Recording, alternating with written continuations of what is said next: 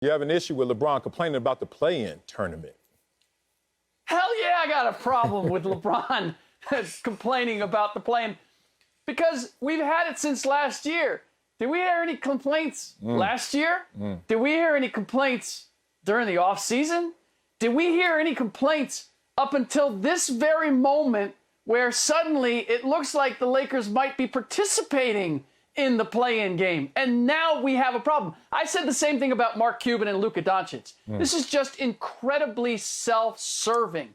The reality is the play-in games last year in the bubble were as exciting and entertaining as any games that were played in the bubble. And if you look at what we have right now, teams are playing down to the final game.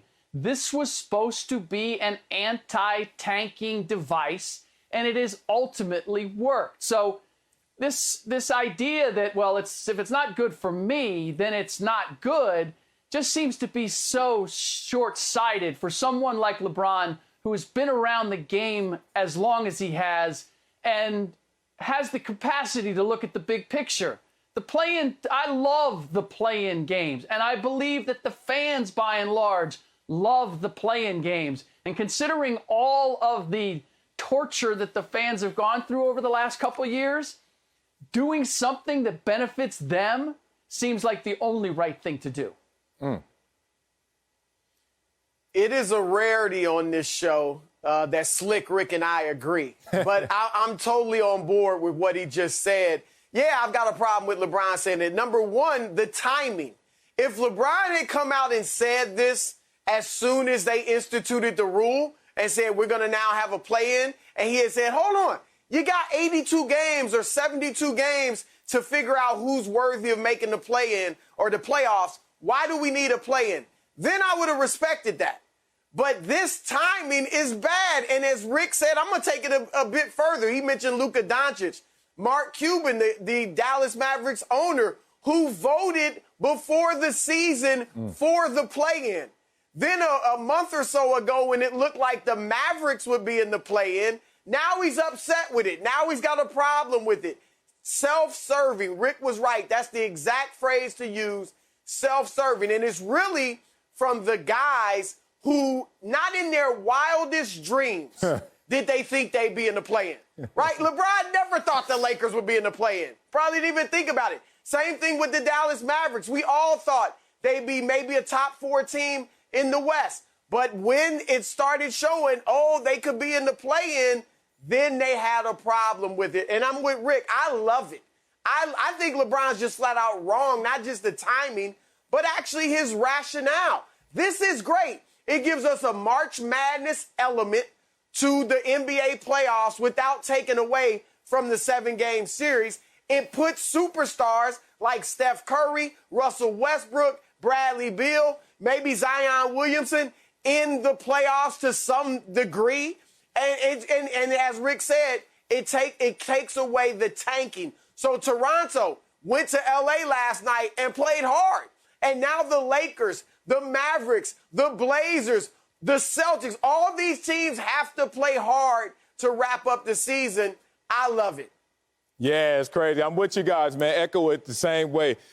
It just doesn't reek of leadership, and especially doesn't reek of the status that you expect and what you want to hear from LeBron James, not just the leader of the Lakers, but the face of the NBA. Is just interesting. This is just a rule of mine about life. I don't publicly complain about rules, but instead privately work on changing those same rules. Like when you have the power, when you have the voice of LeBron James, that's the way to go about it, because publicly complaining about it right now, everyone's going to look at you and tear you apart.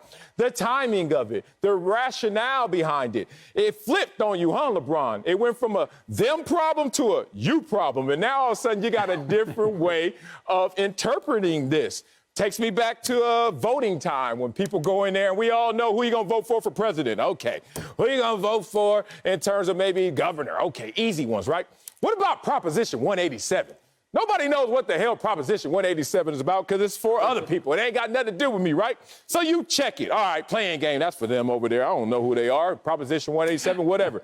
Then all of a sudden, that them problem becomes your problem, and you wish you would have voted differently and knew more about Proposition 187. Yeah. That's how LeBron James sounds like in this moment, man. And it's sad because he can go about this a different way and get what he really desired if he truly felt this. But he only is feeling the fire from potentially being in the playing game, and that's changing his tune.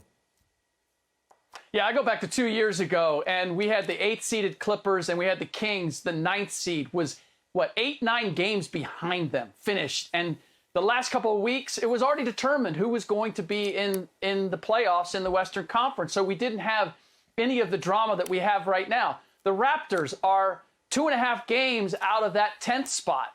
They're 4.5 games with 7 games to go out of the 8th seed. Do you think they play the Lakers the way they did? Do you think that game had the meaning that it did last night if they're playing for the 8th seed as opposed to the 10th seed? I don't see any way. And Marcellus, I'm glad you brought up the whole leadership thing, because this plays into what we talked about earlier about I'm never going to be 100% again, and we're in the play-in game, and whoever came up with that should be fired. There's so much negativity about their circumstance coming from your leader, and especially in this circumstance when it comes to the Lakers. Like, there's an understandable explanation as to why they are where they are. And the simple answer would have been, yeah, we might wind up in the play-in game, but we know that we're not a play-in game type of team, and I just want us to get healthy so we can demonstrate that. The reason they are where they are is something they don't have a control over, which is injury. It would be easy enough to acknowledge that and say, but I still believe in my team, as opposed to, yeah, I mean, he just like, that's all I really heard in that little soundbite. And it's not this message that I want to hear on the eve of my team trying to go in and repeat as champions. Well, yeah, and also, look, if they're the 7th seed, so they're in the play-in, yeah, anything can happen in a one-and-done type situation, although ultimately, you know, it wouldn't be one and done for them most likely. They'd have to lose 2 games to one of those 9th or 10th seeded teams.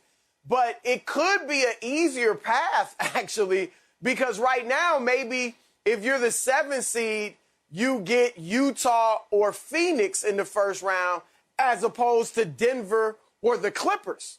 Now, I know Utah and Phoenix are good teams, but I think you might rather face them than the Clippers or the Nuggets. So it could end up working out for the Lakers if, indeed, they finished in the play-in. But I'm going to throw another angle at you guys, too. I'm down at this point in time for anything that is going to increase the importance of the regular season. I'm tired of guys just sitting out. And I know that LeBron and Anthony Davis were legitimately injured, and that's fine. And so were several other players around the league. But there's also guys just sitting out randomly for rest, taking time off, because they know the regular season doesn't mean that much. Now, if you have to finish with a top 6 seed to avoid the play-in, it means more. It's going to be reflected in my postseason award or my regular season award voting. You know, guys, I'm going to start rewarding guys that show up and play just about every night. And that's how it should be. We've got to get the regular season relevance back. And a message needs to be sent to the players. And something like a play-in could do that, too. I'm with you guys, man. And LeBron James has to understand the responsibility as the face of the league and a global ambassador. And it's just weird that it's creating more friendly fire. Like, they take shots at themselves. Mark Cuban taking a shot at the league and taking a shot at his own vote. And then LeBron taking a shot at whoever did this. It's just silly because the league has a huge question mark. Let's be real about the league in terms of the ratings and how it's not translating. Let's go back to last year. You have the Los Angeles Lakers, most storied franchise in the NBA, with LeBron James, the biggest, baddest star you have, and no one in the world could leave their home. And the ratings were still at the lowest in the last 30 years for NBA Finals. Make it make sense. So I just need better leadership around me in all situations. Let me say this to you, Chris, and you, Slick. If I'm ever in a position like the Lakers are, fighting for my life, I'm just fighting for my life. What I don't want to hear is, man, why do we have to die? Or, death sucks. You know what I want to hear? Marcellus, you got so much to live for. Get your butt up and let's go get this. That's the only way we're going to resurrect from that place. Come on, LeBron.